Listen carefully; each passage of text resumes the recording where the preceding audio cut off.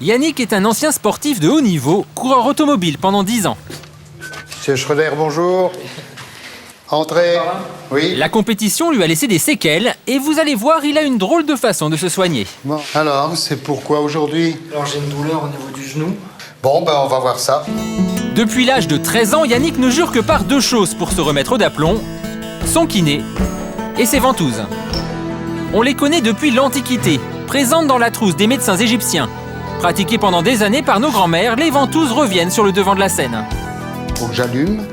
Voilà. À l'aide d'un coton imbibé d'alcool enflammé, le kiné fait le vide à l'intérieur d'un petit pot de verre, une action qui permet à la ventouse d'aspirer la peau sur la zone déterminée. Et ça monte. C'est une sensation de pincement, mais vous sentez également aussi la douleur s'atténuer et s'estomper. C'est la pose de ventouse traditionnelle. La seule différence, c'est que nos grands-mères ne savaient pas les poser sur des genoux. Elles les posaient la plupart du temps sur des thorax pour soigner le rhume du bambin, pour soigner la bronchite du grand-père, et c'était tout à fait efficace. Kiné et ostéopathe, Daniel pose des ventouses depuis 39 ans. Grâce à la chaleur et à la pression exercée sur des points précis, les ventouses soignent rhumatisme, migraines, foulures, mais aussi problèmes dermatologiques. C'est l'alternative aux chimiques, et surtout, il n'y a aucun effet secondaire.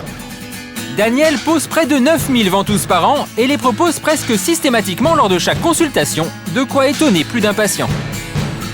Quand le kiné Daniel Henry m'a parlé de ventouses, bon, j'étais un peu interrogatif et étonné. Vous êtes dit quoi? Je me suis dit, c'est peut-être une pratique un peu ancestrale, un peu pratique de grand-mère. Ceci étant, c'est vrai que, compte tenu que l'effet est immédiatement mesurable, évidemment, j'ai adhéré à cette démarche. Seul petit bémol, les marques laissées par les ventouses. Ah bien, donc ma femme est toujours un petit peu étonnée et je ne peux pas lui cacher que je suis venu chez le kiné. Mais pas trop d'inquiétude, les marques disparaissent dans les 24 heures. Voilà. Ça va? Très bien, très bien. Aujourd'hui, de plus en plus de boutiques remettent au goût du jour les remèdes de grand-mère. Candice travaille dans l'un de ses magasins. Elle y vend plein de remèdes à l'ancienne, comme l'argile, l'un de ses favoris. Cuillère à café rase que l'on va laisser au contact de l'eau pendant une nuit. Ça sert à faire une cure pour assainir au niveau des intestins.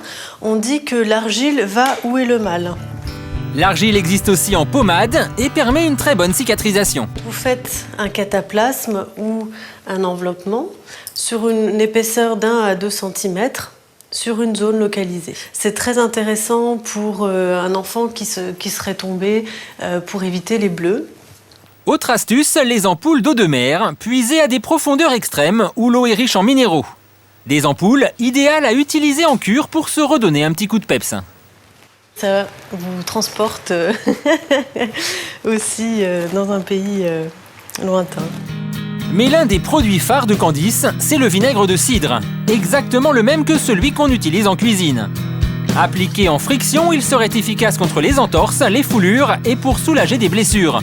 Pour Candice, c'est un vrai produit miracle. Vous pouvez en mettre un petit peu lorsque vous souffrez de migraine, derrière ici, au niveau des tempes, en faisant des légères frictions comme ça. Michel est chanteur lyrique depuis l'âge de 20 ans. Il y a 4 ans, il a eu des soucis de santé, de graves problèmes articulaires. C'est alors qu'il découvre le vinaigre de cidre, un produit qui lui a changé la vie. C'est très simple, vous allez voir comment je fais. Je prends ma bouteille de vinaigre, j'en mets dans mes mains, voyez, comme ça. Et alors, je me masse essentiellement pour commencer les articulations. Michel se masse tout le corps jusqu'à 3 fois par jour, pour un résultat plutôt étonnant. Alors c'est en même temps quelque chose qui m'apaise et qui me vivifie.